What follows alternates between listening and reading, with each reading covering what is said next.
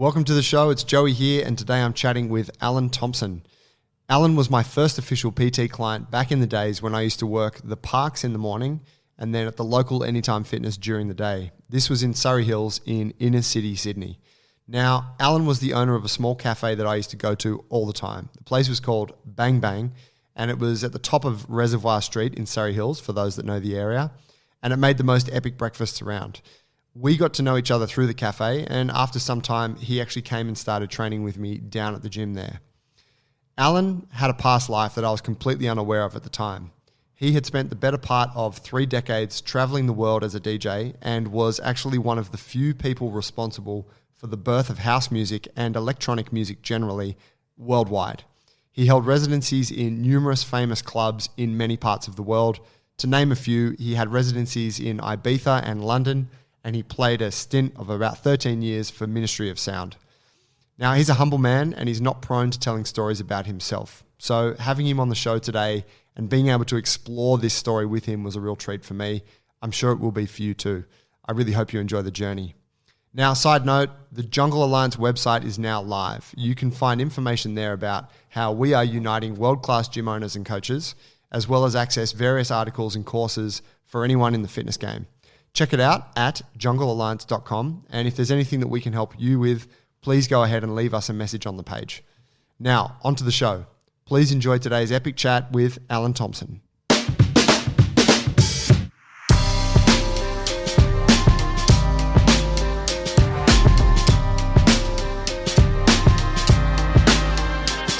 Alan Thompson, thank you for joining me, my brother.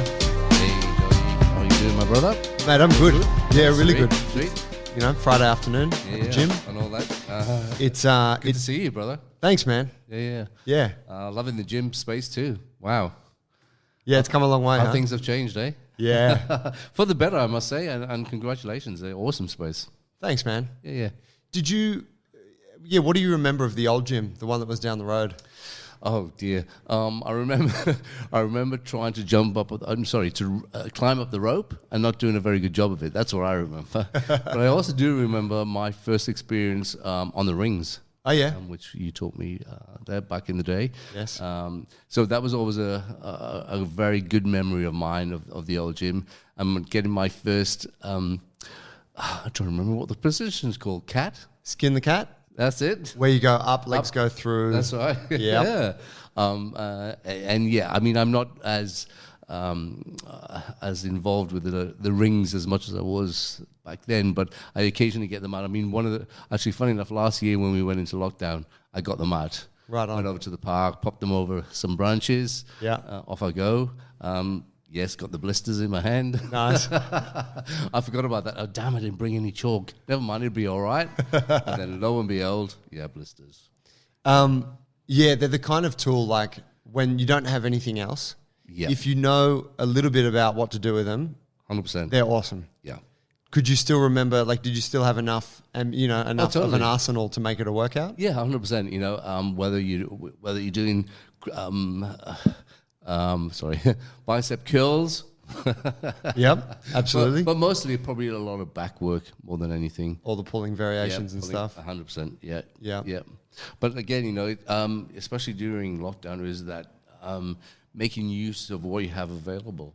You know, whether it's free weights at home, whether you go into the park, framework, or jumping on some rings. You just have to make use of whatever you got. Really. Well, I remember first lockdown, you came over a couple of secret sessions over at my place at Balmain. Indeed. Because I had a barbell. Yep. Which it was like, I remember you were like, dude, I see you got a bar. Like, I can't find a bar anywhere.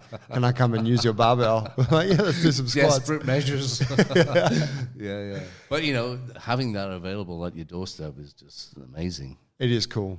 Yeah. I just wish I had a space to be able to do that. You're apartment living, so it's not really applicable. Yeah. I mean, I entertained a lot of my my neighbors by by doing some work on the balcony, just in a pair of shorts, of course. Darling. No. Sorry, Hills. Sorry, yeah. I'm definitely a few peering through the curtains, I'm sure. I remember taking my dogs for a walk when we're in Balmain, and it's like these big developments kind of just across the water from Drummoyne. Yep. But I remember there's a bit where you come in, there's all these apartments, and it was cool because you could look at like, I don't know, probably 15 different levels of apartments. And there was a girl, she was obviously a gymnast. She must have been about 8 or 9. Yep. And she had on the balcony like a miniature set of the horizontal bars. Oh, wow. And she wasn't going all, it wasn't like big open swing like, but she was like kicking ass. Going for it. Yeah. And she did a little routine and then she stopped and then she looked over and saw her and I was like, oh, that was fucking awesome. And she was like, oh, thanks, like, but it was cool kind of what you saw people innovating with at that time. And of course you forget into your own little world and forget that there are probably eyes on you. So, you're sweating and making faces and whatever. And there's people watching. And it's very funny at the moment, the building opposite me, there's a guy, I don't know what he's doing. He must be, I don't know, whatever. Anyway, he's on a bike, a static bike. Oh, yeah. And he's there for hours and hours. And I'm like, dude, just go and walk. You could ride your bike to another destination. And he's just on his balcony facing out, just riding. And he must do about 2 hours a night. It's funny, isn't it? Yeah. You're a bit of you don't mind a bit of a bodybuilding style type of training. Do you do the cardio stuff? Do you do the treadmill? What's that? Cardio what? Actually, you told me that one time, and I always repeated, it's wasted calories. Right on, man. 100%. Those calories are going towards building my muscles. I'm not wasting them on anything. Yeah, right on. So you don't fuck with them with those machines, with the treadmill? I've never been in that section. Yeah, okay. I tried the step machine once and I went, what the fuck is this about? Just go and climb up some steps. Do some frog jumps. Mate, it's we should tell the story of how we met each other. Yeah. Because relevant to the training piece, you were my first official PT client. That's correct, I believe. I met you at the cafe, didn't I? Yeah, the cafe, 100%. I mean, obviously, I'd opened Bang Bang on Reservoir Street. Yep. In 2009. Surrey Hills, for those who haven't been. Is it still there? It obviously the site is still there, but it's not the same entity. It's now a small bar. Okay. Yeah. Yeah, right. That's pretty good, actually, but yeah. Mate, it was one hell of a spot. Yeah, for sure. I would go there. I would teach my classes in the park, and then I would go there and eat the breakfast. Yeah. And we would chat a little bit. Yep. And you were like, hey, man, I'm interested in doing some training. That's right, yeah. And that was right at the time where I had just started working at Anytime Fitness, which was on the same street. On the same street, yep. You weren't doing any training at that time, were you? Oh, no. I mean, I'll be very honest in that, I was 50 at the time. I just turned 50. Yep. And up until that point in my life, I just thought people that went to the gym were losers. To be honest. Right on. And, being a gay man as well, and especially in the London, because obviously I'm from London, and in the scene there, all the gay boys would have their tops off at any opportunity. Obviously, a lot of them were juiced up, so, they were like, and I'm like, dude, you're a fucking loser. Oh, wow. So even on an attraction level, you weren't like, you didn't appreciate it? Oh, maybe secretly. Admiration is the word. Yeah, okay. I'm just kidding. But I always thought, look, I don't need to go to the gym. I was a very slight man, probably around 67, 68 kilos. I'm 176 centimeters. So always been very slight. So I guess I thought that was sort of healthy, for a better word. Yeah. Do you know what I mean? And you're a very naturally lean guy, aren't Yes. So I never thought there was a need for me to go training. Right. To be honest. And I think I don't know if you remember this, but I had a heart attack, stroke. That's what got me into the gym. Yeah, I do remember that. Yeah. So I had a very mild heart attack, and my cardiologist said to me, the best thing you can do for your heart, and as you get older as well, is to put on muscle mass, because that will help you with your bones and all your structure as you get older, falls and all that type of stuff. Yeah. Structural integrity. Yeah, and that's really why I started training. That was my motivation. And because it was a bit of a shock, when you have a heart attack and then obviously you're on an operating table having stents put into your arteries, it's like, oh, this is a bit of a wake-up call. Yeah. And no other reason than it was hereditary. So right. Yeah. So, I mean, I took the advice really, and then I think it was around the same time as I got to know you at the cafe, and you mentioned about training, and I'm like, oh, okay, put two and two together, better do this. Yep. And here we are today. Mate, Yeah. you're bigger than me now. Fuck. Fuck right, I am. Do me a favor, go a bit more straight down the barrel of this thing. Yeah. Sorry, you got the floppy arm. Yeah, I have, unfortunately. How's that? Yeah, that's good. Yes, sweet. So at that time, you had a bit of a sort of misconception. Or, I harbor those same feelings about, certain buff dudes and, gym folk. Like, it's a nuanced community, isn't it? And there's 100%. People where you're like, like when I go to a Fitness First, I feel, that about a lot of people. But, you come here, it's a different sort of vibe. Yep.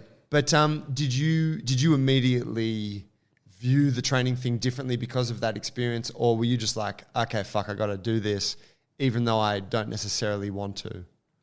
I think, my mental approach to most things that I do is a positive thing anyway.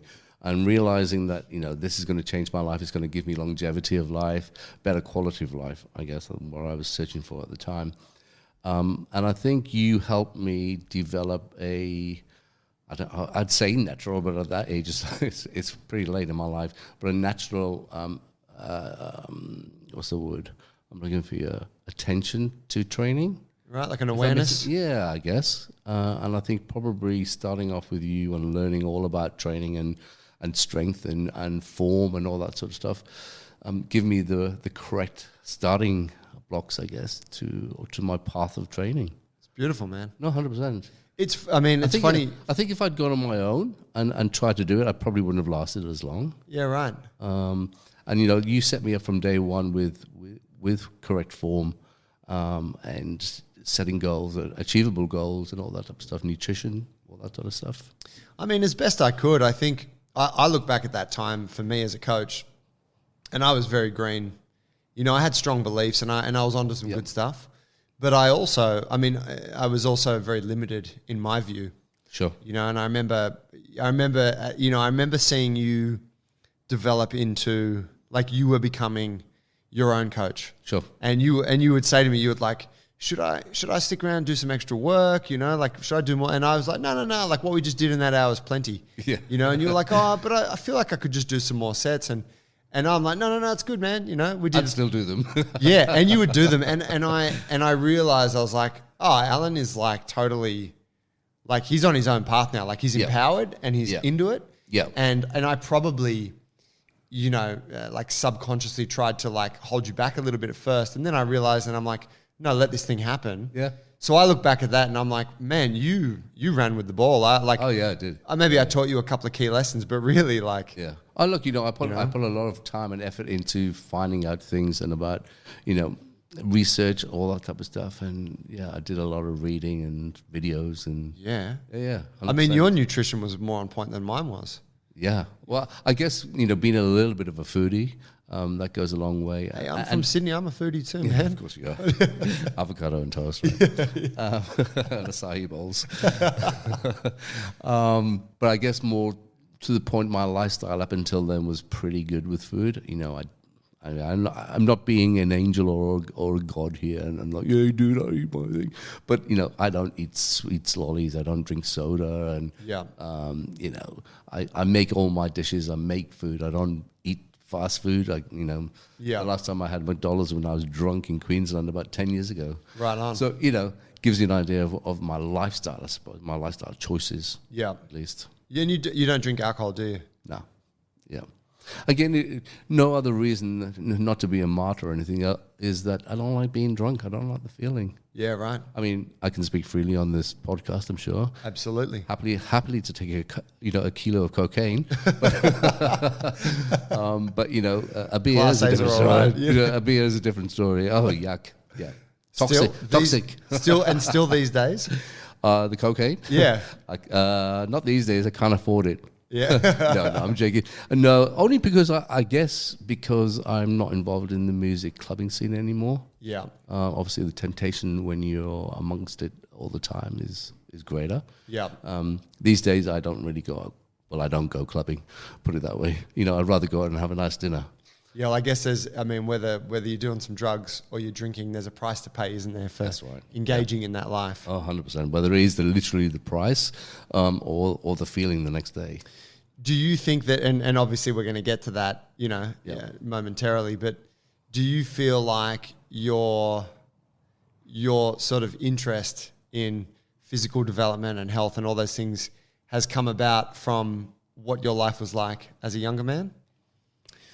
I wouldn't say directly, to be honest. Yep. When I was partying hard and doing my thing, that was it. That was my life. I didn't think that I was doing anything bad to my body, although I was probably ruining it. But, I've stood the test of time, I guess. And I mean, considering the lifestyle that I have had, I think I'm doing pretty well.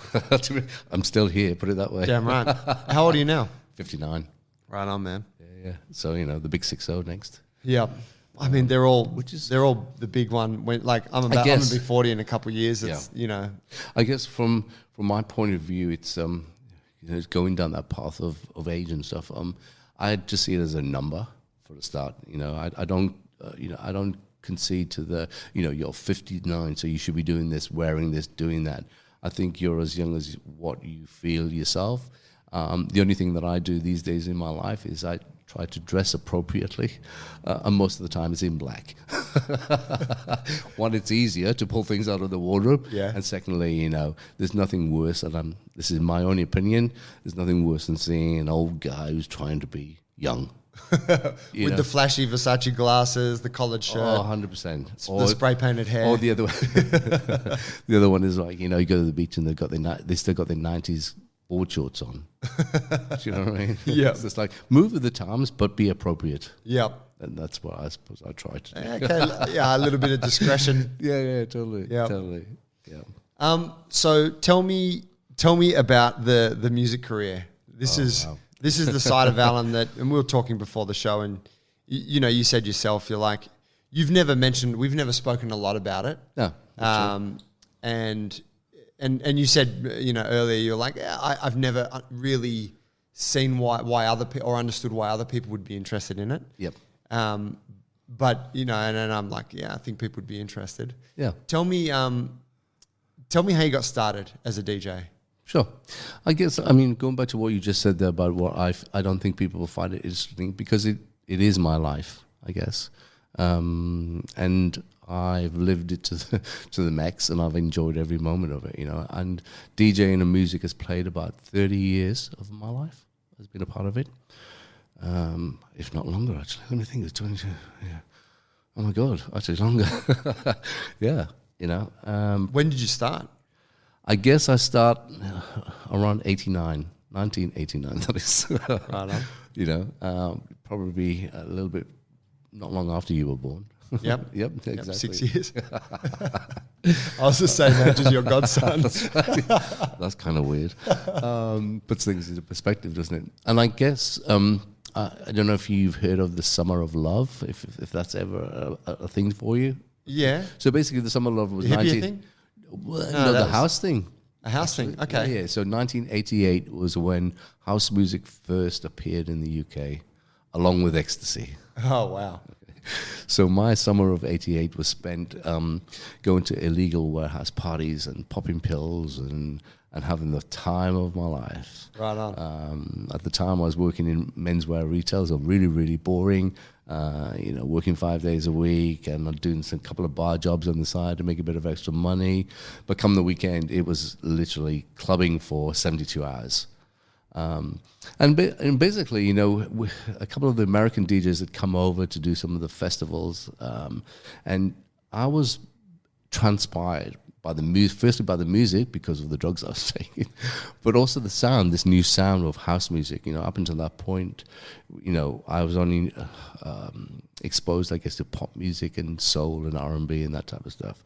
And then these guys came over from America, i.e. Tony Humphries and Frankie Knuckles, these type of people, and they were mixing vinyl together. We're like, wow, this shit's blowing my mind, because prior to that, you go to a nightclub and it'd be like, play the whole record out. Hey, next up is this Casey and the Sunshine Band. Right. That sort of style. I'm like, hey, happy 21st birthday to Sarah.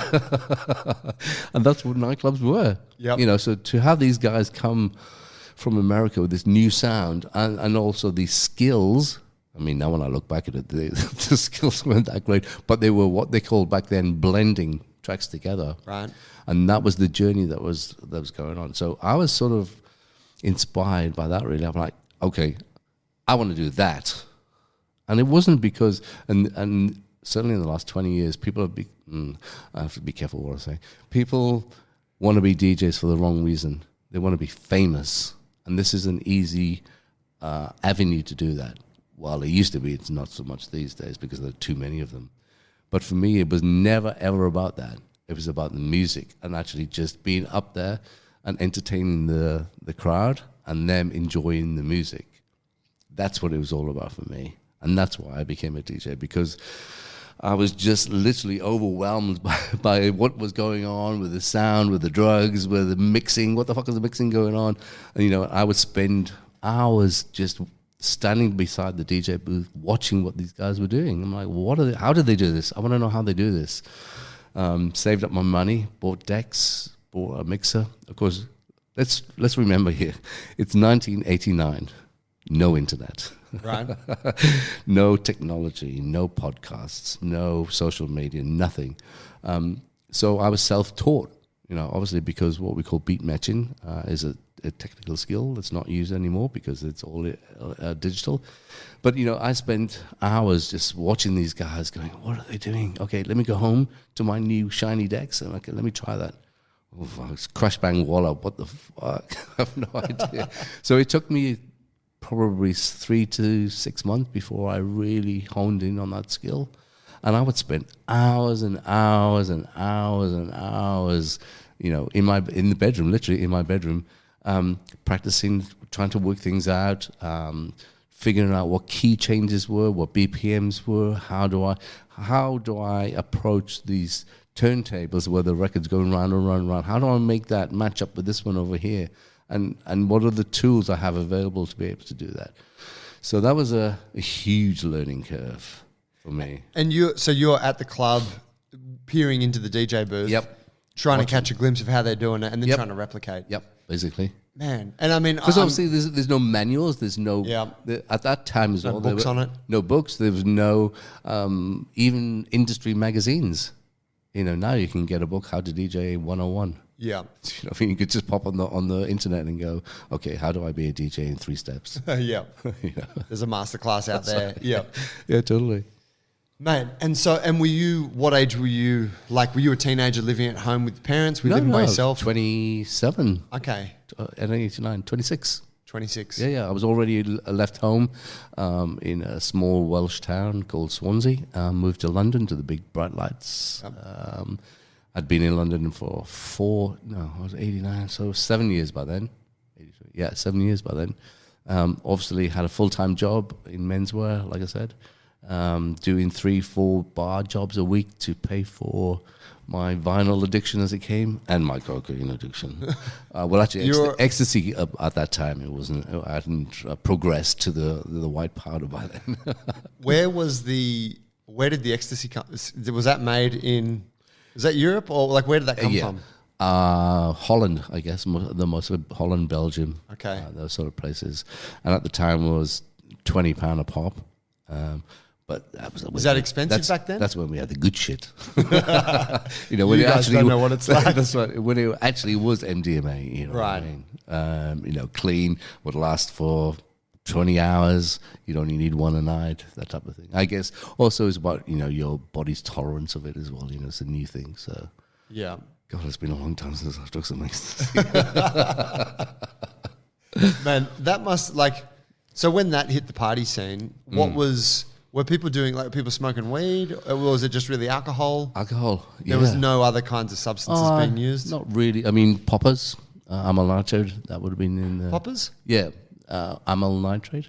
Oh, yeah. Yeah, it stinks the hell shit out of the place. But amyl nitrate, that's kind of big in the gay scene, isn't it? Yeah, 100%. Yeah. But, people would sniff that on the dance floor, and you'd be like, oh, can you just move away? Do you know what I mean? What else was around? Quaaludes, I guess. Oh, yeah. And I only know about them because the Wolf of Wall Street. Oh, okay. But I've never seen it, but yeah, Quaaludes. But yeah, he they were revered amongst, I think, Yeah. whatever, the finance guys and whatnot. Yeah, but they were a short-term thing, weren't they? Yeah, that was like the mid-'80s. I mean, they were around for disco because they were a bit like a speed amphetamine type thing. Okay. And of course, amphetamine was big at the time too.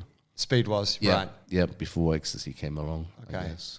Certainly in the UK anyway, and then obviously, bang, here comes the ecstasy. Was that like, and I mean, for folks listening, Yeah. I'm sure many of them know what ecstasy is like, some don't. Yep. It's obviously, compared to a lot of those other drugs, it tends to make you very happy. Well, it's a happy upper. Yeah. It obviously gets your endorphins going and all your love thoughts, and it is basically a massive euphoric feeling of ecstasy. I guess that's why it's called that. Rushes and wanting to touch and love everybody and hug everybody and like everything is nice and like, oh my God, this is just amazing.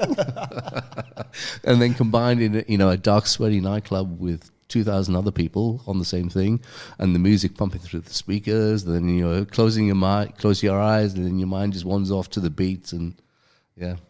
What could be better? 100%.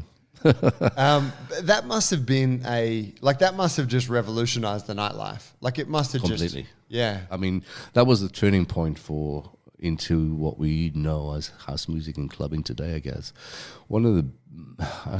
As a side note, one of the biggest things and changes in the UK that happened was the fighting on the football fields.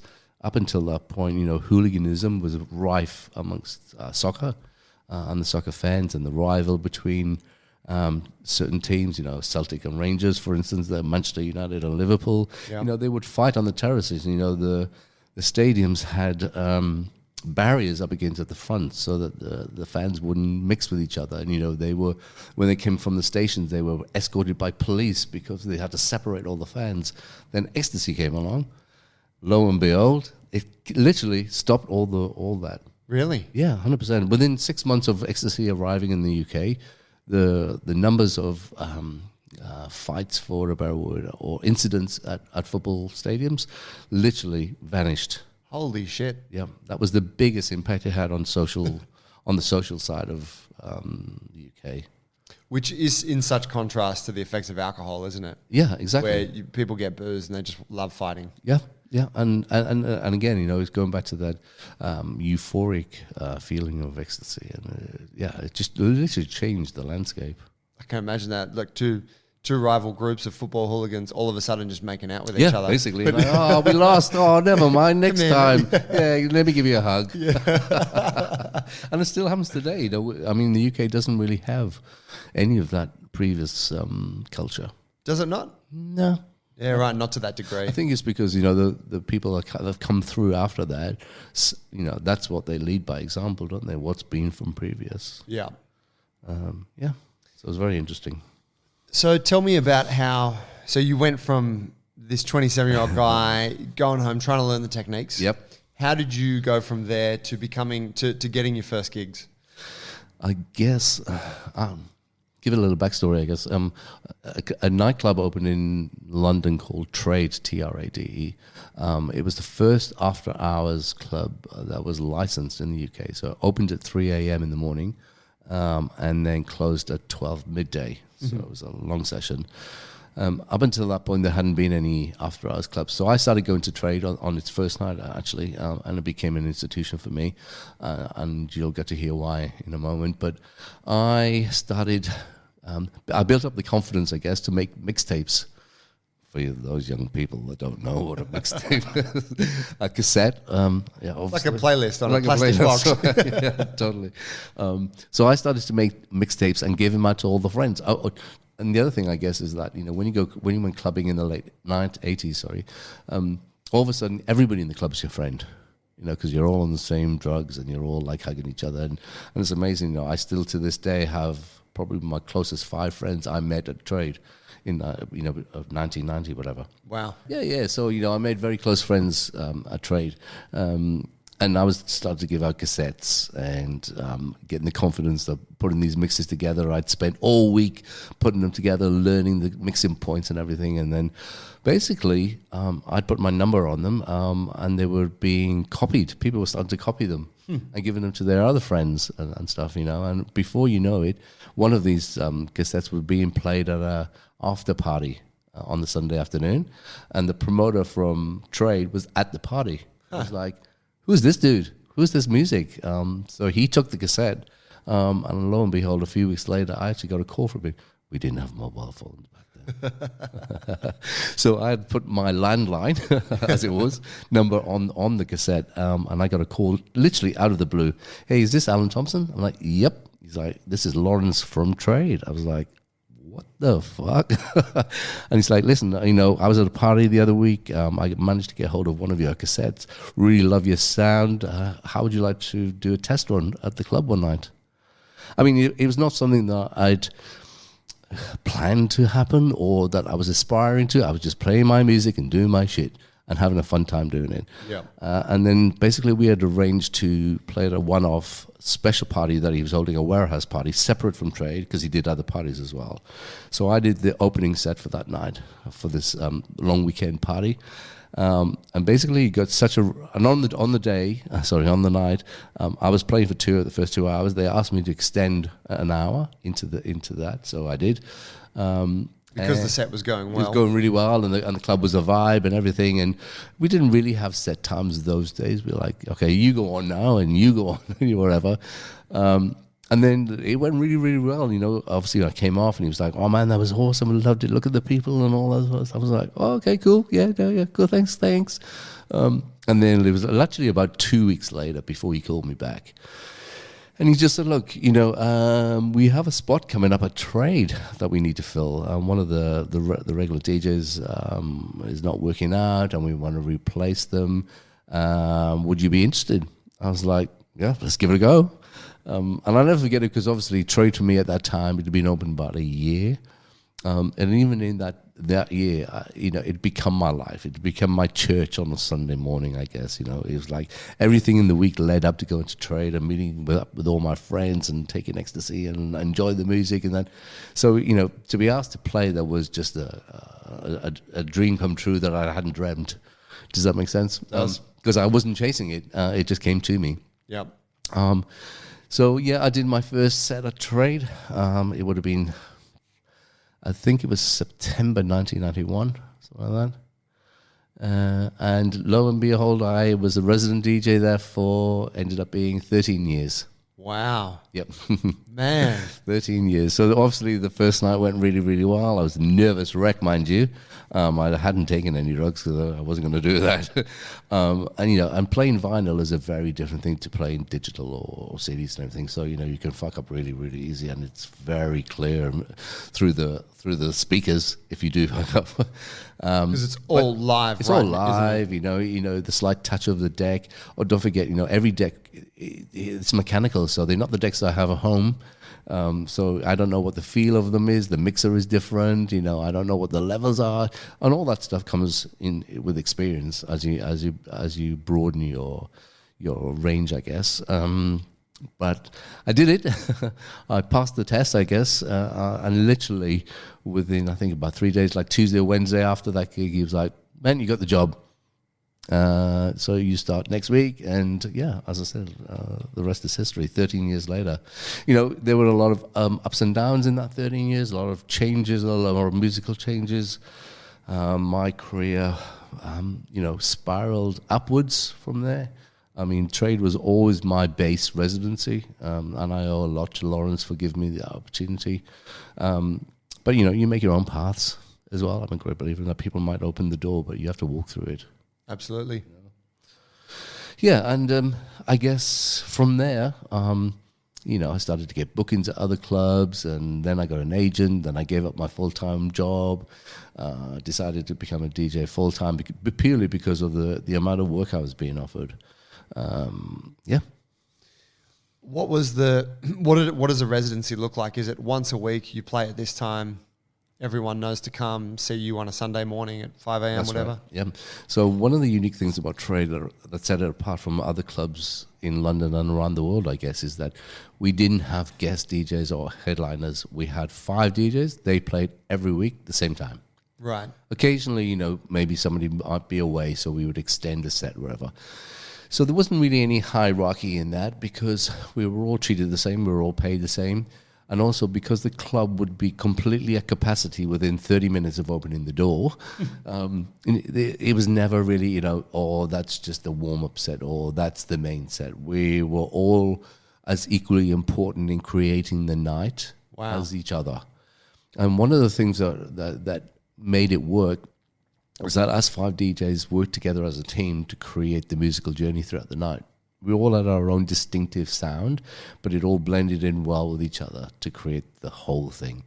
I mean, I've been to club nights where, they've got a resident DJ. Yeah, sure, he's all right, or she's all right, whatever. And then next thing you've got the headliner, in brackets, so-sos come all the way from this country, and then they go on. They don't know the crowd. They don't know what they're really into. Yeah. They just play what they think will work, and I've seen some real disasters. Right. Oh, 100%. Just missing the mark. Just missing the mark, not reading the room, not reading the floor, not knowing what's been played before them, not knowing what's coming. And that's the difference between having 5 residents that work together week in, week out to create the soundscape, I guess.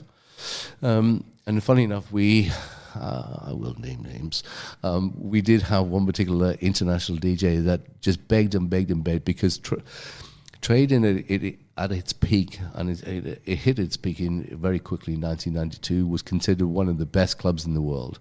It was considered the best sound system, and also, the crowd, the atmosphere. I mean, it got so much attention from the media, from TV, from radio, from magazines.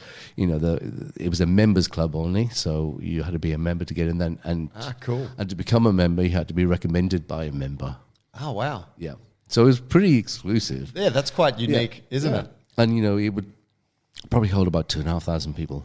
Wow. So it's a big space, but a long, dark room with lasers and everything, and the most amazing sound system anyway. The quintessential, like dance club. Yeah. 100%. Yeah, right. And, it was the first of its kind in the UK, so it really led the way musically and with the setup of the club itself. So, people would line up, week in, week out in the hope, can I get in? Will I get in? Even to the point, we had a door bitch, as they became known as, who would pick the people that they thought could potentially come in as guests. Right. Because we would allow so many people in, or friends of members and things like that. But also then it became a destination for other DJs and pop stars and movie stars. To party at. Yeah, 100%. Right. Who was the DJ that wanted to play I'm there? not about to tell you.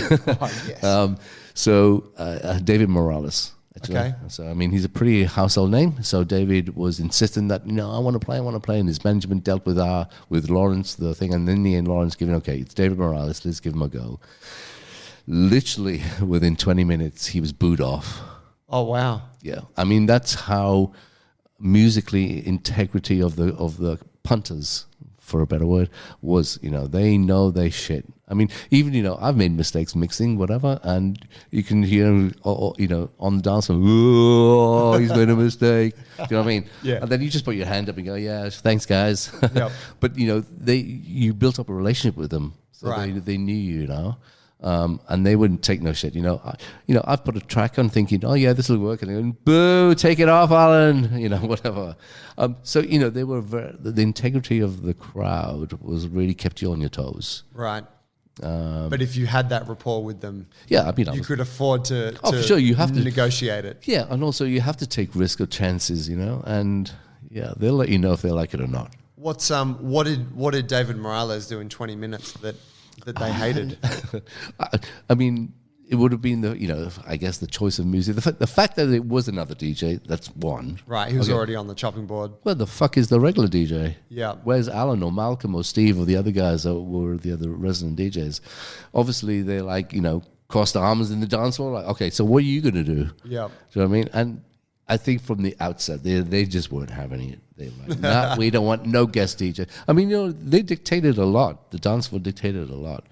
We're not having this. And I think he played a couple of tracks that were a bit too commercial for the club, and the mixing wasn't going very well, and they were just like, and then Lawrence was just like, all right, you have to come off. Wow. And it wasn't me that had to take over because I was on before him. It was another Jay. It was like, okay, on you go. And that was it. That was the end of any guest DJs ever to play a trade ever again. And nobody ever played it ever again. Wow. Yeah, that was the first and only guest DJ ever at trade. Wow. Yep. So, I don't know a lot about the British club scene, but I used to, when I first got into electronic music, I bought Gatecrasher CDs. Oh, yep. And I know it was a club that was it in Manchester? Sheffield, okay. Yep. And from what I understood, there was, there was quite a few sort of really popular clubs like that around the UK. Yep. I played at Gatecrasher. Yeah, okay. Yeah, and also they used to do a musical festival in the summer. Okay. Yeah. Fuck yeah. Yeah. Their stuff was typically quite trancey. Yeah, trancey progressive. Right. That was the main core of that particular club. Yeah. I mean, they had 2 rooms as well. I mean, my sound at the time was, I guess, tech house, for a better word. Even though Trade didn't have guest DJs, I guested at a lot of clubs. Right. Purely, I mean, I guess a lot of people wanted to buy into the whole Trade thing. But yeah, Gatecrasher was one of them. Definitely. Yeah, okay. Then you've got Cream and let me think of some others. Progress, Back to Basics, Cheeky Monkey, Sugar and Spice. Ministry of Sound is the next one, of course. Yeah, right. Which I guess is the next, not so much the next biggest, probably the biggest brand that I've ever played for. Trade being a very underground club, an exclusive clientele, I guess, and then Ministry of Sound being a more mainstream brand that probably some of your listeners will know about. Yeah, I think for my generation, that was the standout one. Yeah, it's probably the biggest clubbing brand in the world and still is today. Right. Yeah. And it was a club. Yeah. That's what it started as. Yep, in a suburb called Elephant and Castle in London. What castle? Elephant Castle. Elephant and a Castle. Elephant and a Castle. Yeah. So that's a suburb. Hey, right in on. London. And basically it's 2 arches or 3 maybe arches of a railway line. Okay. That's in their logo, isn't it? Is that in their logo? No, their logo is more like a grid. Yeah, you're right. So like in the ministry, as in Ministry of Agriculture, or the Ministry of this, okay. the Ministry of Sound. That's such a 90s design. I know, when you think about it. Yeah. It's totally. This would be cool. Yeah. Oh, it's not so cool now. But yeah, basically they took over 3 arches in Elephant and Castle and just put, bricks one end and bricks the other end of the arch, and put a sound system in there. Holy shit. Yep. And the guy who owns it, Michael Polero, he was a financier in the city, got into clubbing, as we did, in the old 89 Summer of Love, and built his own club, basically. Okay. Yeah. And so Elephant and a Castle it's not in London? Yes. Or it's a suburb of London? Suburb, yeah. So it's on the river, at the banks of the River Thames. Yep. Near MI5, which is a big, near Big Ben, I guess. Okay. Yes, so it's on the banks of the river, and it's literally under a viaduct or the arches of a train line that comes into, I think it's Waterloo, is the station. Then the train line's was no longer used. Well, then the train line's above. Ah, okay. Yeah. Oh, okay. It holds that up. Holds it up. Yep. Wow, what a cool spot. Arches, 100%. It says when they're going over the head. But, yeah. So you played there. How did your journey go from being the guy at Trade?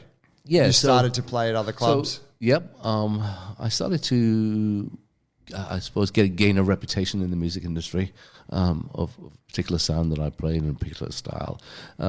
Much so in those early days of clubbing, DJs would have their own sound and very distinctive style, and we could separate them. You could know when who's on and what.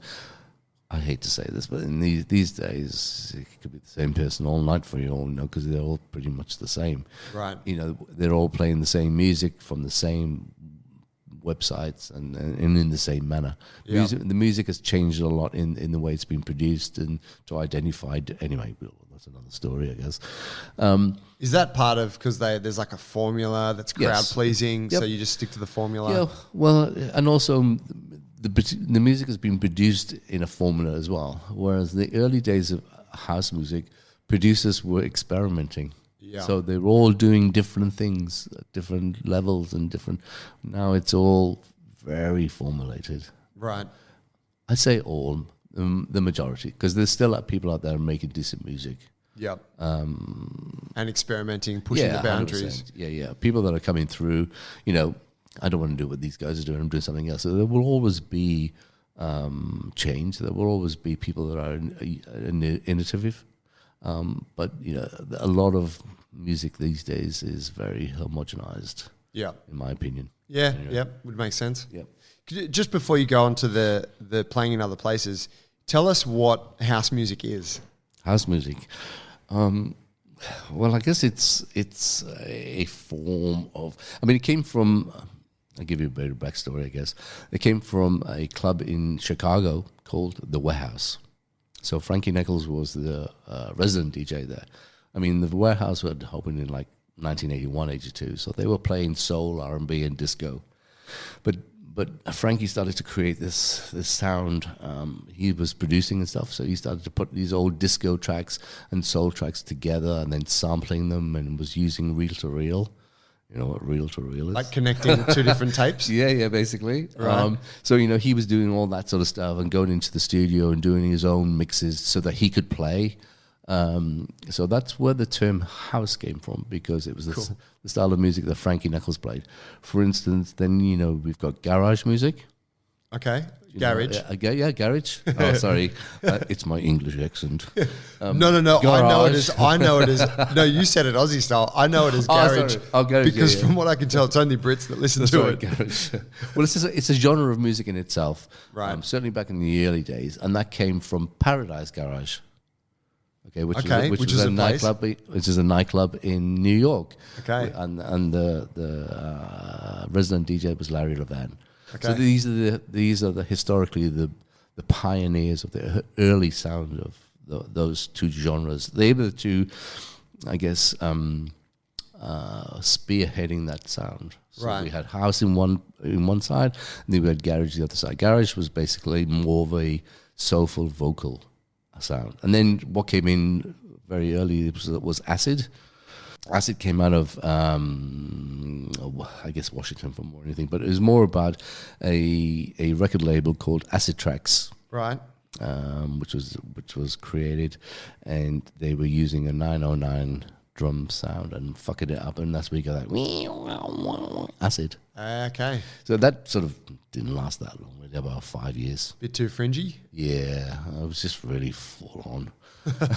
And I guess house and garage were the two mainstream, not mainstream because it wasn't mainstream at the time, were the two pioneering sounds, and everything else basically has come from that: techno, jungle, right, trance, prog. So they were the beginnings of like EDM. Yes. Yeah. Basically. Wow. Okay. Yeah. So they were the two genres. Now we have all these subgenres going off. I mean, now we have 100 different genres. You go into somewhere like Beatport where we buy music from, and then you see 20 genres, and like, God, it just used to be house music, and that was it. Much easier. Okay, so you started playing other gigs.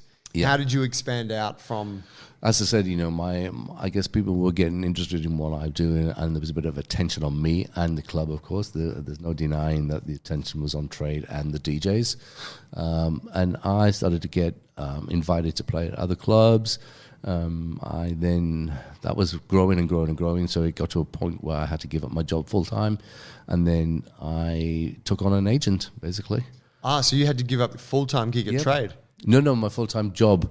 At the time, working in retail. Oh, okay, yeah. Yeah, because obviously Trade was Sunday morning. It was an after hours. Right. So it opened at 3 a.m. on Sunday morning, closed. I used to play about 5 till about 7. Yeah. I did the second slot. Would you sleep prior to that and get up early, or would you stay up? What do you think? You would just slam MDMA all night and then go straight through? Yeah. I mean, basically, maybe the first couple of months I would go in straight. Yeah. Because I was still nervous and still young and still fresh behind the ears. But then once I got my confidence, I was like, yeah, let's drop a pinger. And then, it got to the stage where I wouldn't even go clubbing without being off my tits. Yeah, right. And what about the rest of the week? Were you getting high? Were you partying? Or? No, I mean, to be honest with you, it's a great myth about DJs, about they party all the time, whatever. I mean, at the end of the day, you still got to live, you still got to do your shit. Yeah. But I, like most things in my life, I do tend to, like, again, going back to my training, whatever it is, I put my all to it. So a lot of the time during the week would be spent searching out new music, going record shopping, finding out those elusive mixes that nobody else had, because that played a huge part of your sound. And for me, because I had this techie sound, that's what we call it these days. It was harder for me to find that music. So I spent a lot of the time during the week honing in on my skills, practicing my mixing. Certainly in the early years, anyway. And then working with my agent about, okay, what clubs do you want to play at? Okay, let's target these clubs, or, what invitations have I received this week? What inquiries that we have? So, it became a business. Right. Yeah. And I guess I, as the DJ, was the product. Yep. So like anything really, I guess, whether you're an actor, whether you're a singer or whatever, same sort of thing. Agent will actively go out there to find you work. And so what did that look like? Were you in a position where it's like you got gigs happening all throughout the week and you're traveling from here to there? Is it? Yeah, look, I mean, the majority of gigs would be Thursday, Friday, Saturday, Sunday night. So they're the 4 main nights. Saturday, Friday and Saturday nights, I could potentially do 3 or 4 gigs a night.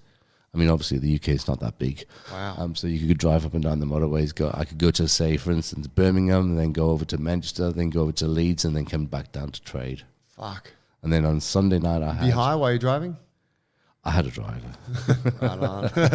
I mean, it gets to the stage where, you have to focus. I mean, at one point, I had a driver, I had an agent, I had a manager, and I had a PR person. Wow. That all worked for me, I guess. Yeah, right. Because you do become, as much as the persona or the image of this, these people while having parties and running off everywhere and whatever, there is a serious side to it, and that's business at the end of the day. Yeah. As I said, you do become the product. Therefore, you have to look after your product, and then you have to have the right people around you to be able to do the necessary things to get you to where you need to go. You, like, going into that career, kind of carving this path of like this, it's a whole new thing. Oh, wow, yeah, crazy. What was the perception like with your friends, with your family? Were people like, you're mad, like you can't make a career out of records? My family were like, where are you going with this? What are you doing with it? Then there's the old adage of, well, you're only playing other people's music. That used to get thrown around a lot as well. Yeah. But like anything, you have to focus on you, and you have to focus on what your goals are and your outcomes, and not listen to those voices around you telling you that you'll amount to nothing, or why are you doing this? You're risking too much. You have a very good, well-paid job already. Why are you giving that up? Because I feel it's my passion, and that's where I need to go. That's where I see my path. And I'm not doing it for the fame, and I'm not doing it for the money. I'm doing it because I enjoy it, and I want to spread. I hate to say it, but spread the word of the music and stuff. And before you know it, the time moves on, and you're amongst it, and you're doing it. Yeah. You're that guy. Yep. Yeah. Was it? I'm guessing the money was decent. The money. Not initially, I mean, I'll be very honest with you. My first gig at Trade was £25. Wow. Yeah. So I certainly didn't. I mean, Lawrence, who runs it, you're not going to listen to this anyway. But he was renowned for not paying us. Right. Shrewd business person. Oh, totally. He was one of those personalities. I guess he was like an Andy Warhol personality. If you know who Andy is that he'd suck the talent out of everybody else and claim it as his own. Right. And I'm very open about that, and so is everybody else that ever worked for him, and people know him, and that's who he is. He's a bit of a Svengali in a sense, but at the same time, he takes all the adoration for himself. I created this. I created these guys. Right. Oh, no, you didn't, actually. We were together about it, but that's okay. Yeah. That's okay. Gave you an opportunity. Yeah, 100% give me an opportunity, and it's about working together. And at the end of the day, I wasn't too concerned about that side of things, because I was playing to the people every Sunday morning. And that was the important thing for me, to see their reaction and to see, a sea of people on the dance floor just having a good time. That was my driving force, nothing else. What was tell me about some of the biggest gigs you played, some of the, the most memorable events. Yeah, look, come 1993, I was touring the world by then, doing, for instance, one of the biggest tours I guess I did was of America, 28 gigs in 30 days. Whoa. Yeah, so that was a really, really tough gig, tough tour, I should say. But look, I held residencies in Ibiza for 12, 14 years. So I played at Pasha, at Space, at Privilege, wow, at Coup. I've pretty much played every club in the world, every major club in the world. Most of those are still the big clubs, stalwarts of the Ibiza scene.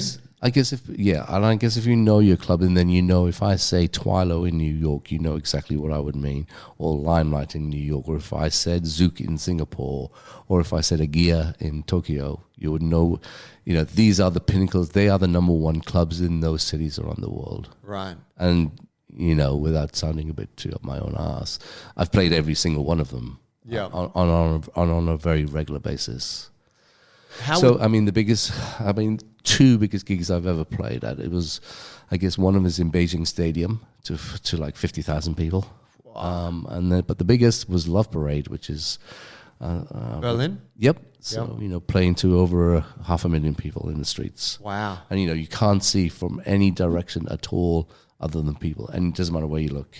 And it's just it's an insane feeling. Paul and I went to the Love Parade in 2006. Ah, okay. We did, yeah. You know exactly what I'm saying there. Yeah.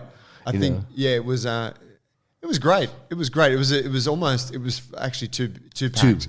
Couldn't get around. That's what I'm saying. It's like no matter where you look, it's people. Yeah. Yeah. But it was epic. Yeah, absolutely. I think it's something that if you're into EDM or dance music, you should experience in your life. How do you become a resident DJ in Ibiza, Spain? Sure. Are you living there, or are you flying? No, in flying. And out? I mean, that's the lovely thing about living in London, is that you have the accessibility to all these cities in Europe. Yeah. I could go. The thing about Ibiza was that clubbing was 7 days a week. Mm-hmm. So with some of for instance, the Ministry of Sound was on Tuesdays. Right. Yeah. So another club called Manumission was on Monday. I've heard of that one. Yeah, Manumission. I'm trying to think of where I know about Ibiza. I think maybe I've seen a few. Have you been to Ibiza? No. Oh, okay. I did go to Spain. Yeah. I never went. I think Ibiza because I was backpacking. I was like, it's going to cost too much. Yeah, it's like most of the clubs is like $10 for a water. Right. Yeah. It's really expensive. But for some reason I know a lot about it. Yeah, of course. Manumission, I've heard. Manumission is like Manumission was a mixed gay sort of like anything goes really, and they used to have all these wild shows. So it was very much like an X-rated Cirque du Soleil. Right. So they'd have all these naked trapeze over the dance floor, and they'd have dwarfs going around, and they'd have a guy with a full erection on stage giving himself a blowjob, and they'd have beds around the places, and people were having sex in the beds. And holy shit, it's crazy, absolute crazy. Everything went. And this is in the 90s. Yeah, in the late 90s. Awesome. And the club that the venue used to have it at was called Privilege, and they have a swimming pool in the middle of the dance floor. So people were in the swimming pool naked, and there was all shit going on, and there was all the house music playing. Everybody's on ecstasy. Holy shit! And this club could probably hold maybe 6,000 people. Wow. So yeah, that was Manumission. Man. I mean, it's funny when you look at places like, you think of like Ivy Pool, and they're like, there's a pool, and it's like, has anyone ever been in it? That's like, right. No. Yeah, like, it's like that we'd love to emulate be able to recreate that. That's right. Yeah. But it's just, you can't. You can't. No, 100%. There's a moment in time. And, Ibiza, I guess it's changed in the last few years, but, at its height throughout the 90s, it was just a mad, mad place. It's certainly overtaken by the Brits every summer. That was the majority of the customer base, I guess. Yeah. So, I would travel to Ibiza, say, on Monday, say, for instance, Money Mission Monday, and then I would do Ministry of Sound on Tuesday, maybe then Defected on Wednesday, and then I'll come back to the UK and do then. And then, but then I started to travel throughout Europe. So every major city, I had a residency through the late 90s at a club called Le Queen in Paris. Le Queen is again, it's the number one club in Paris. So I played in Paris for about 4 years. And at the same time, I was also doing New York a couple of times a month. So, yeah. And at that time, where you're playing multiple gigs throughout the week, yeah, are you staying clean, sleeping, not doing the drugs, or were you still? Oh, throughout the week, I would. But I would, come the weekend, I'd party hard. Yeah, right. And that was in the party and the job, it just all melded into one. You turn up a gig and the promoter's got a line chopped up ready for you on the desk. Right. It's like, okay, here we go. Or it would slip you a little bag of a few pills, or, it was just the thing to do. People would supply you with Class A's. Yeah. And I wasn't going to complain at the time. But, jumping ahead a few years towards the end of not that my career's ended, because I still do DJ occasionally, but when I decided that I wasn't going to continue doing it as a proper career, I'd already given up partying, because it got too much, really. You can only sustain that sort of lifestyle for so long before your body starts saying, nah, sort yourself out and have some sleep. Yeah, right. Yeah. And was that ultimately one of the drivers to get out of the game at that level? Because I'm guessing even if you're staying clean, yep, not taking drugs, probably a better way to put it. Playing a gig at 5 a.m. is fucking hard on the body. Oh, totally. I mean, that's another. There are a number of things that led me to make that decision to give up DJing full time, and being in a club at 4 o'clock, 5 o'clock, 6 o'clock in the morning, sober, was one of them. Again, I don't want to sound ungrateful for the career that I've had, but one of the things that becomes very tiring is traveling alone around the world. And that sounds like a selfish little shit to say.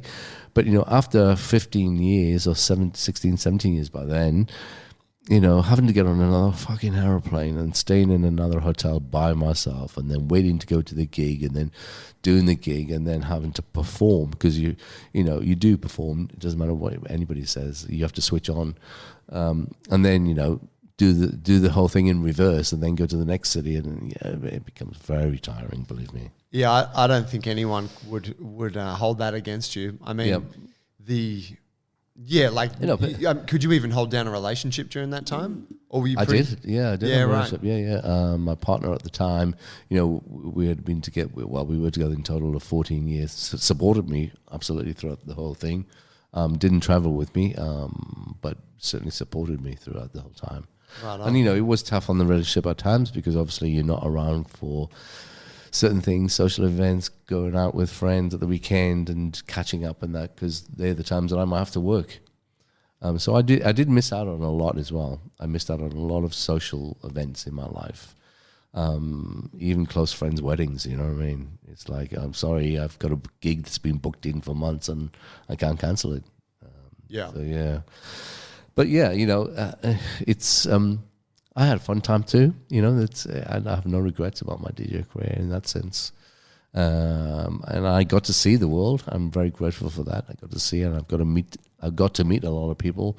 I got to meet a lot of my my heroes, I guess, in the music world, and that's always good. Who were some of those people? I guess Danny Talagia would be one of them, because I looked up to him as a master of his skill, and I always admired how he could DJ for. He was known and synonymous for playing sets that were like 17, 18 hours long. Oh, wow. And he did that every week. You can't fake that. No, you can't fake that, 100%. And he used to have a club in New York called Be Yourself. And I never forget when my agent called me and said, "You never guess who's just called to ask you to play." I'm like, "Oh, I don't know, tell me." He's like, "Danny, he wants you to play at Be Yourself." And, it's those moments in my career that are like, wow, this guy is my idol, essentially, my hero. And to get to play alongside him in his club that he built, was a very big honor for me. Yeah. Yeah, man, understandable. Yeah. And, and I got to play with every household name you can imagine. Your Carl Coxes, your Paul Oakenfolds, your, on-sim billing as those guys. And because you guys were all coming up at the same time? Yeah, I guess so. And also, we were all at the top of our game in our own genres and our own styles. And I guess to give you an idea, and I'm sorry, I do have to blow my own trumpet to get to this point. It's important, you must. And I guess so you get the idea of it. I was voted one of the top DJs in the world 5 years running at my pinnacle. So I was headlining these gigs with my peers, I guess, and that's how I sort of got to know all those guys. Man, that must have been a trip. Like, just thinking like, yeah, you're doing it because you want to share it with people. You love the music. Yep. And then all of a sudden you're like, DJ of the year, 5 years running. Yeah. You're just a kid who, picked up some decks and started like, exactly. Okay. Yep. Did you trip out on that? Like, did you think about that a lot, or was it just all happening? It was just all happening, I guess. Yeah. I mean, when somebody calls you or you open a magazine and your face is there going, this number, number 22 DJ in the world is Alan Thompson. I'm like, oh, fuck, that's me. The reality is that. But again, I never aspired to be that person. I just wanted to play music. And I was kept true to myself. I kept true to... This is one thing that I'm very proud of, is that I kept to my true beliefs in my music. I always played what I felt was right. I never undersold myself. I never sold out, for a better word. I've only ever had one occasion. If you think of a career of 27 years... full-time anyway, touring around the world, multiple clubs continuously, I've only ever been booed once. Wow. Yeah. And I'm what happy, brought that on? I'm happy to say that, you know what I mean? I'm happy to admit that happened. Basically what happened, it was in Slovakia. And this was probably late 90s, 97, 98, around that time. That was sort of not the height of my career, but certainly the beginning of the height of my career, if that makes any sense. And as I said to you earlier, a lot of promoters and other people around the world were paying a lot of attention onto trade, and there were a lot of promoters jumping on the bandwagon without knowing what trade was about. Huh. So they started to book us DJs for their gigs, trying to, jump on that name. So anyway, I got booked to play at a gig in Slovakia. And when I was picked up at the airport, I was like, I'm not getting a good vibe from these people. They were all like, did I say the word trancing, and they all had like day glow on, and they were all off their fucking tops on speed. And I'm like, and they put music in the car, and it's like 150 BPM, and I'm like, shit, what the fuck is going on here? It's only like 3 o'clock in the afternoon anyway. So we have to drive from the airport to get to the warehouse party.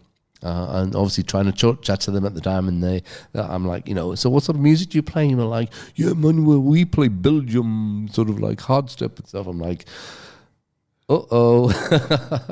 I'm like, oh yeah, okay. And anyway, we talk it. I'm getting very nervous as we're driving to the gig.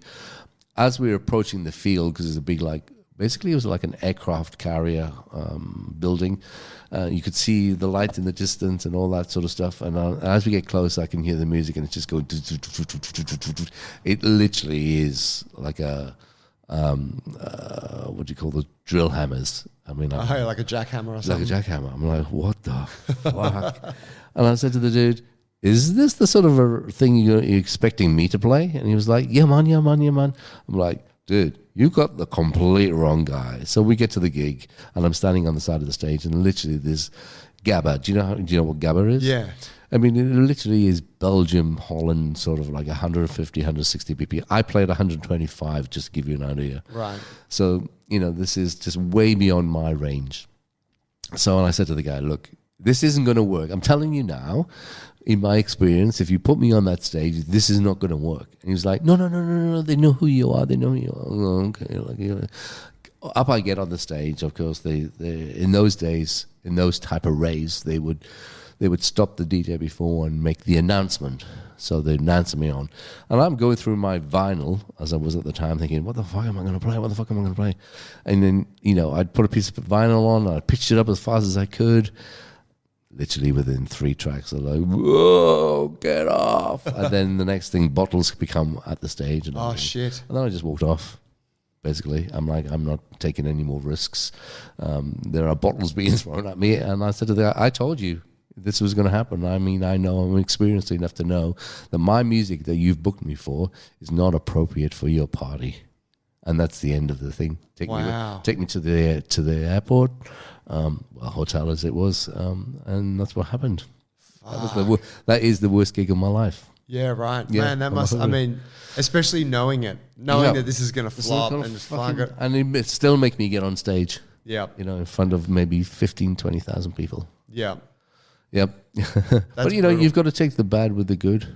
Yeah, one bad gig in 27 years ain't bad. Oh, look, I mean, there are dodgy gigs.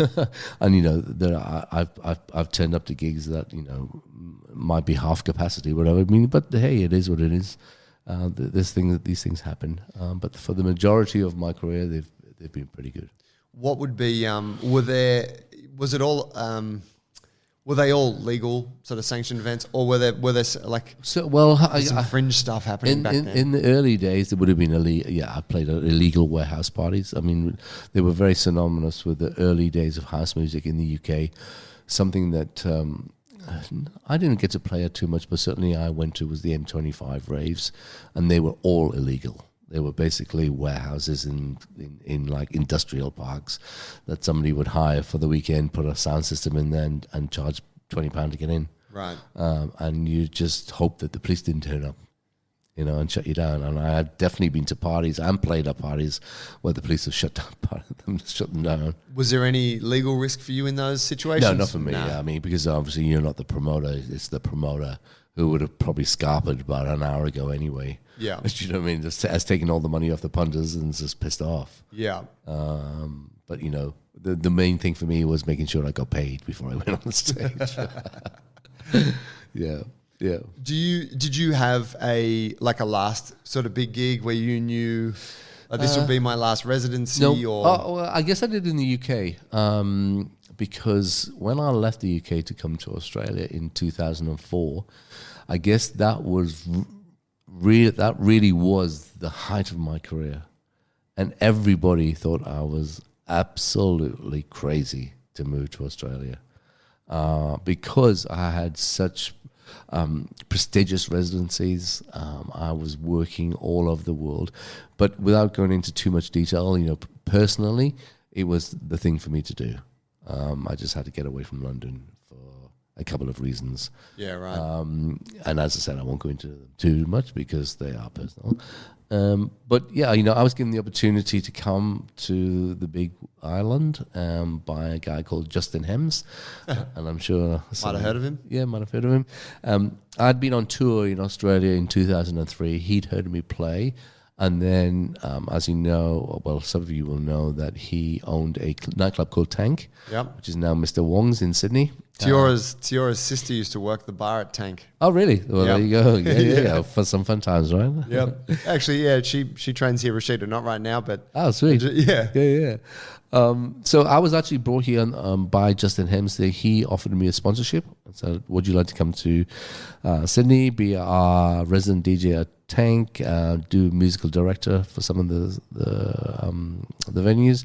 Yes, sweet. Why not? At the time, also, I was obviously still playing for Ministry of Sound. I'd done a lot of albums with them. And then we have a subsidiary in Australia of Ministry of Sound, which is owned by a man called Tim McGee. Tim McGee then was like, got wind of that I was coming here. He's like, okay, so maybe you can mix our albums in Australia. And so it all started to come together. I'm like, hey, this is an opportunity I can't miss, really. Justin had offered to pay for everything for me to move over, and I was like, yeah, why not? That was 2004, and I said I would give it 2 years, and here I am in 2022, still here. Right on. So now, absolutely, and I've made a life in Australia, and I'm now a citizen, and this is definitely home. But I've no regrets of that decision of leaving the UK. But back to your point of a farewell gig, I guess. At that time, I was the resident DJ at Fabric in London on Sundays at a club called DTPM, which was a brand that I'd been with for over 10 years at the time. And they did a farewell party for me. Basically, I played for about 5 hours, and I played all the hits of my career, and it was actually quite emotional because I never expected it to be such a big event. And leading up to it, a lot of the press made a big thing of it.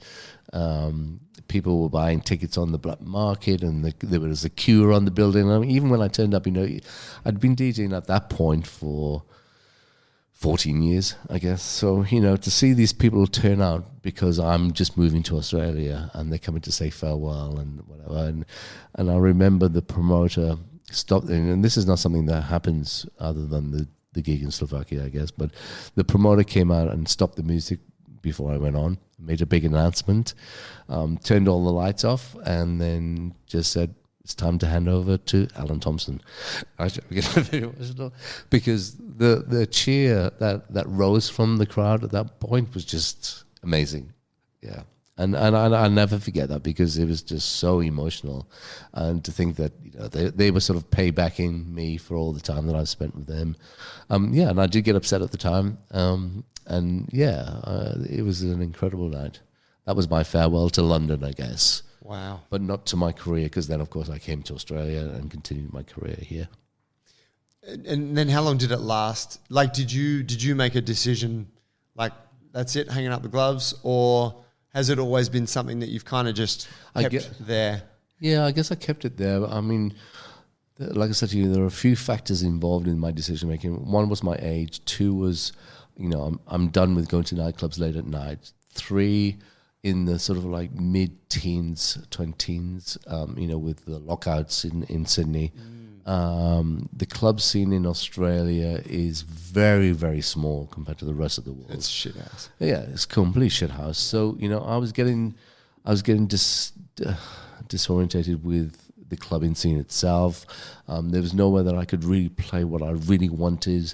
I was getting older, the crowd were getting younger. Yeah. Musical changes, I think that was the beginning of electro. Do you remember that phase? Yep. And all that sort of stuff, I guess. I remember that phase. Yeah.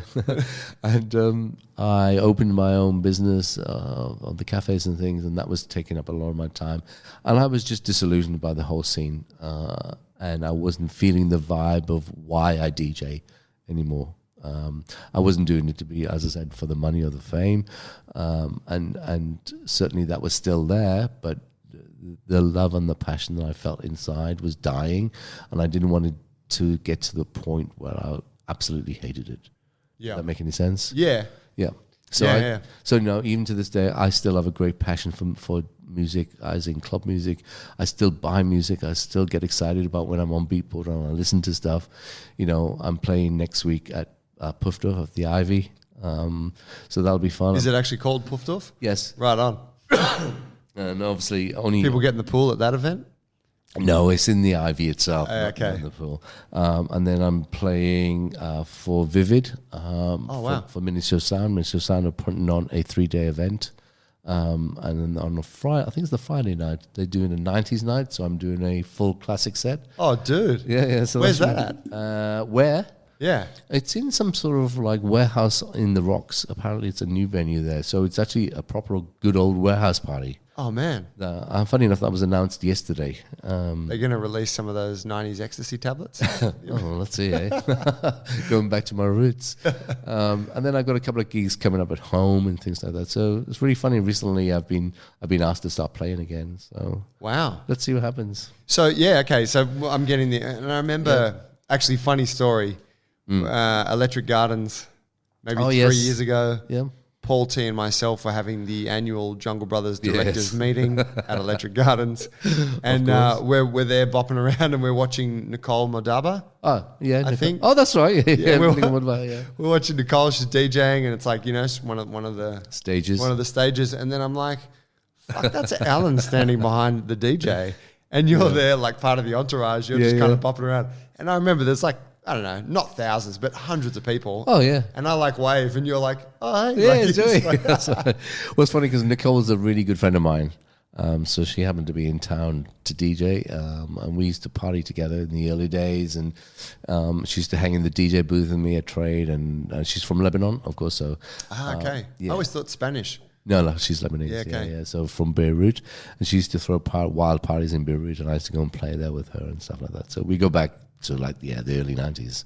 Yeah, okay. Yeah, and I remember that day. I was up there on stage. I'm like, oh, who's that guy in the crowd? Ah, look at this dude. And I think I remember you texted. I was like, hey man, what are you doing? And you were like, oh, my friend, friends with Nicole. And then I think you said something like, oh, maybe I'm getting itchy fingers. No, that's right. Feet No, again it was because I was up I hadn't been in a club environment or in a festival for ages. And then Nicole said, oh, please come to the gig with me. Please. All right, then I'll come with you. So we'd met up at the hotel and we were chatting and doing shit and everything. And I'm like, then we get on stage and obviously, it's a restricted area. And she's like, no, you're coming on stage with me. Yeah, sure. And she did at one point say, do you want to mix something in? Oh, wow. And I'm like, no, because I'm not, you know what I mean? I wouldn't want to fuck up her set. Yeah. Because it's her set and people have come to see her. But also at the same time, I'm like standing up there going, oh, I really want to play. Because, my head to start going in and then I'm like, oh, what would I play? Oh, maybe I'll play this tune or maybe I'll play that tune. But yeah. And what do you, when you feel the engage, you want to play, you want to start, I'm guessing there's what is the thing? Is it like you're kind of orchestrating the energy? Yep, it's exactly what it is. It's taking the people on, I mean, I know it's a bit cliche, but it really is taking the people on the journey, knowing that you control their mood and their mindset. Yep. And knowing, certainly in the days when I would take drugs when I was DJing, knowing that you're on the same level and you know where you're going to take them, and if it's me, this is where I want to go. Let's see if they want to go there. Yeah. But it's one of the skills of, in my opinion, of a DJ is to read the room, as I said earlier, and it's that excitement of, okay, where are we going to go with this? What do you guys want? Give me some signs. Yeah. And you'll start playing something and go, oh, okay, I could get a vibe here. And then, oh, I've got this tune. Let me get that one. Let's see what they do with that. So it really is orchestrating the room, yeah, that's what I love about DJing. And so, it sounds like with the stuff that you've got booked now, yep, it sounds like you're still very much in the game. Yeah, I guess so. I mean, in the last couple of years, I've been asked to play classics gigs, and I've actually refused to do that because I don't want to come across as an old timer or, hey, let's drag him out, because he's from the 90s. I don't want to do that, because I still think, I guess, that I'm relevant, certainly in the music that I play. Anyway, because that's evolving constantly. Yeah, 100%. I don't play what I used to play in the 90s. Yeah. I play what I'm feeling right now. Yeah. And even at my age, I'm 59. I mean, I guess some people consider that old to be playing dance music to people in a nightclub, but I still have integrity in my choice of music, and I still have the passion, and I can still recognize what would fit in my set and what I think identifies as an Alan Thompson sound. Yeah, man, that's a beautiful story. Oh, thanks, man. Yeah, I just I think there's so much, it's so cool, and there's so many inspirational moments in there, and yeah. Seeing the way that you I can see what it means to you, some of those moments. Yeah, and of course. Yeah, it's a beautiful thing for you to share. Yeah, look, I mean, there's a whole nearly 30 years to share, and I could go on for hours and hours. Maybe it's another podcast, but I think there is. Yeah, I've had an amazing musical career. I've had opportunities that people would die for, and I'm thankful for all of that. It's made me who I am today. It's certainly given me opportunities I never thought that I would have in my life as a teenager in a small town in Wales who left school at 15 with no qualifications, come from a housing commission background, So to have a life and the lifestyle that I've had through music has been amazing, and I'm very happy and humble about that. If you look back on it all, is there anything you would have done differently, or? No. No regrets. Maybe some bad decisions along the way, And I guess we all have those, but I don't dwell or live in the past. I think it's really important to focus on the future, the now and the future, I should say. Mate, that's beautiful. Are you able to tell people where they can find your stuff? Like, is there? Look, like I don't regularly play anymore, but I guess there's a couple of mixes up on SoundCloud. I mean, if you search in Beatport, you're probably going to find some mixes there. Some of my old tracks. I have had a very lucrative production career as well.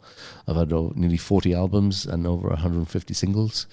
So that you released through under different labels? Either released or remixed, solo projects, collaborations, various monikers, I guess, and slightly different styles. Mixed albums for Ministry of Sound and for Trade and for Defected and all that sort of stuff. So yeah, there's a multitude of variation up there. Is there stuff on Spotify?